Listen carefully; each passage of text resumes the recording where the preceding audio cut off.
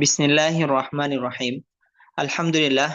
মহান আল্লাহ তাআলার দরবারে লাখ কোটি শুকরিয়া যে মহান রব্বুল আলামিন আমাদেরকে হাঁটি হাঁটি পা পা করে আমাদেরকে একটা মানজিলের দিকে আল্লাহ তাআলা নিয়ে যাচ্ছেন। আলহামদুলিল্লাহ, আমরা অচিরেই সবাই কোরআন মাজিদ পড়তে পারবো, এটা আল্লাহ তাআলার কাছে শুকরিয়া। আমি বলেছিলাম যে আপনাদের কেউ কোনো ভাই আপনার ক্লাসে জয়েন করেন, আপনাদের জিম্মাদারি ইনশাল্লাহ আমি নিয়ে নিলাম। আপনারা সবাই কোরআন মাজিদ পড়তে পারবেন, শুধু ধারাবাহিকভাবে ক্লাস করেন। হ্যাঁ, এবং ক্লাসে জয়েন থাকেন আর আল্লাহর কাছে দোয়া করেন, অবশ্যই পড়তে পারবেন ইনশাল্লাহ। আচ্ছা, তো গতকালকে আমরা পড়েছিলাম এই নুন সাকিন এবং তানভিন পড়ার নিয়ম, যে 4 প্রকার, তার মধ্যে ইদগাম 2 প্রকার, ইদগামে বাগুন্না ও ইদগামে বেগুন্না। আজকে আমাদের পড়া আজকে আমাদের পড়া হলো নুন সাকিন এবং তানভিনের, যেমন ইজহারের 6 হরফ গেল, আর হলো কি এ, ইদগামের ইদগামের 6 হরফ গেল, বাগুন্না ও বেগুন্না মিলে 6 হরফ। তাহলে কয় হরফ হলো? মোট হলো 12 হরফ, 12টি হরফ। তাহলে এই 12টি হরফ আমরা পড়লাম। এর পরবর্তীতে ইকফার হলো 15 হরফ। হ্যাঁ, ইকফার হলো 15টি হরফ। তাহলে 15 আর হলো এখানের মধ্যে হলো এই, তাহলে আর বাকি থাকে হলো 1টি হরফ। আচ্ছা, সেটা আমরা পরে বের করে পড়বো ইনশাআল্লাহ। আল্লাহ। আচ্ছা দেখেন, তাহলে ইকফার ইকফা কাকে বলে? ইকফা অর্থ নাকের ভিতর লুকায় গুণনা করিয়া পড়া। ইকফার হরফ 15টি। এটা মনে এইভাবে পড়বেন: তাও সাও জিমো দালো, জালো যাও সিনো সিনো, সদ দদ তও জও ফাও কফো কাফ। আবার বলছি: তাও সাও জিমো দালো, জালো সাও সিনো সিনো, সদ দদ তও জও ফাও কফো কাফ। হ্যাঁ, তাহলে ইকফার এই 15 হরফ যদি আসে নুন সাকিন এবং তানবিনের পরে, তাহলে উক্ত নুন সাকিন এবং তানবিনকে নাকের ভিতর লুকিয়ে গুণনা করিয়া পড়তে হয়। যেমন ওয়ালা তুম, এই যে আং, নুন সাকিনের পরে তা আসছে। হ্যাঁ, ওয়ালা তুম মাং, গুণনা একবার ভালো করে করবেন। মাং সাকুলাত শাইইন জাদালান, দাক্কা দাক্কান, অফ হলে 2 জবর অফ হলে দাক্কা দাক্কা।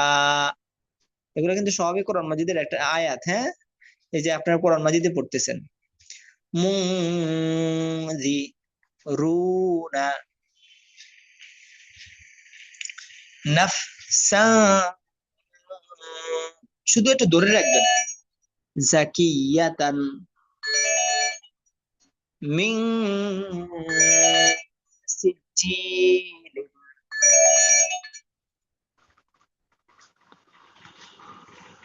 এরপর হলো আযাবান শাদীদান, সফা সফান,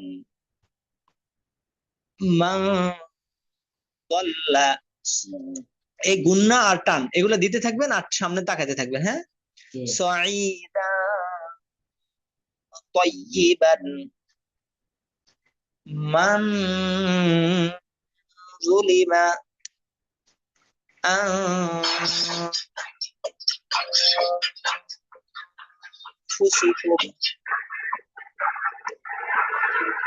রিজকান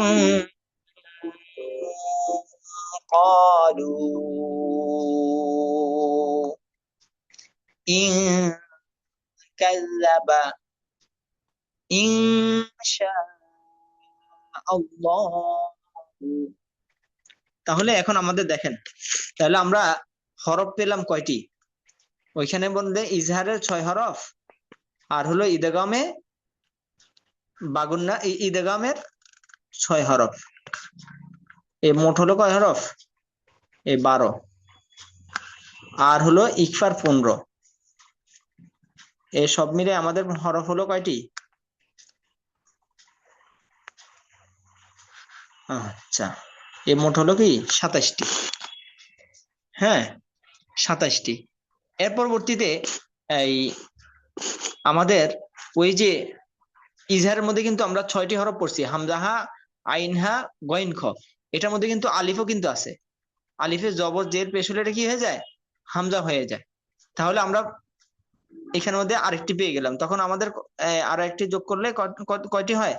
তাহলে 28টি। এরপরে বাকি থাকে কি আর একটি হরফ। আর একটি হরফ কি আছে সেটা আমরা দেখি। আচ্ছা, আর একটি হরফ আছে বা। আরেকটি হরফ আছে বা। তো আজকে আমরা বাটা নিয়ে আলোচনা করব। তো নুন সাকিন এবং তানভিনের পরে যদি বা আসে, তখন আমাদেরকে ওই যে একলাব একটা বাকি আছে সেটা, একলাব অর্থ পরিবর্তন করিয়া পড়া।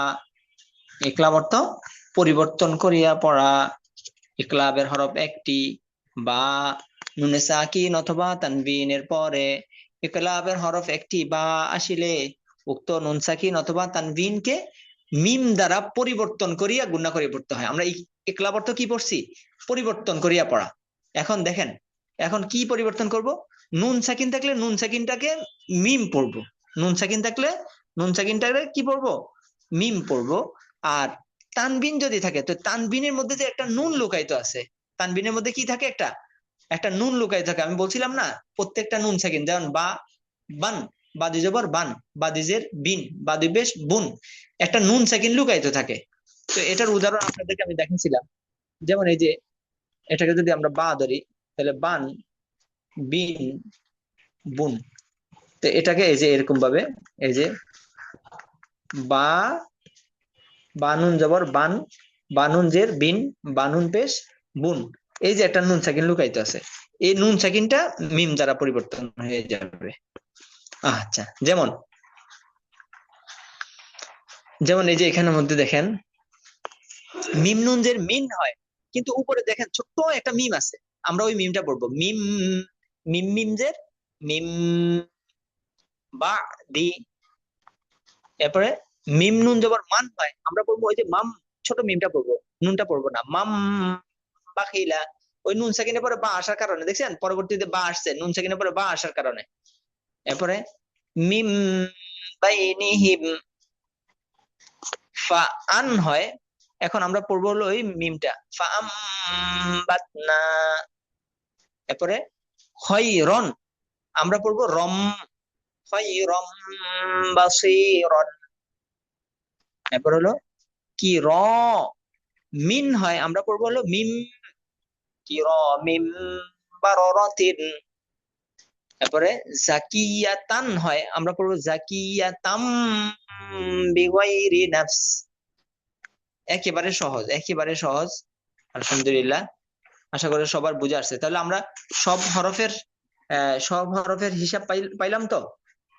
হ্যাঁ, ইজহার এবং ইদগামে বাগুন্নার 6 হরফ মিলে 12 হরফ।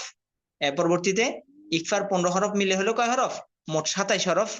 হ্যাঁ, এরপরও আমরা ইজহারের মধ্যে আমাদের মধ্যে আরেকটা আলিফটাও কিন্তু ঢুকে গেছে, আলিফে জবর জের পেশ হলে হামজা হয়ে যায়, সেটাও ঢুকে গেছে। তাহলে 28 আর হলো এই বা, মোটে 29টি হরফের হিসাব আমরা পেয়ে গেলাম।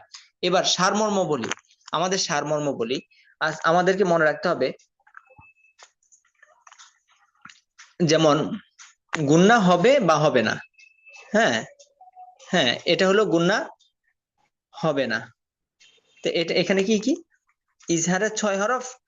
হ্যাঁ, হামজা হা, হামজা হা, আইন হা, আল্লাহ, আইন হা, আইন হা, গইন, খ। আর হলো 2 হরফ র, লাম। হামজা হা, আইন হা, গইন, খ, র, লাম।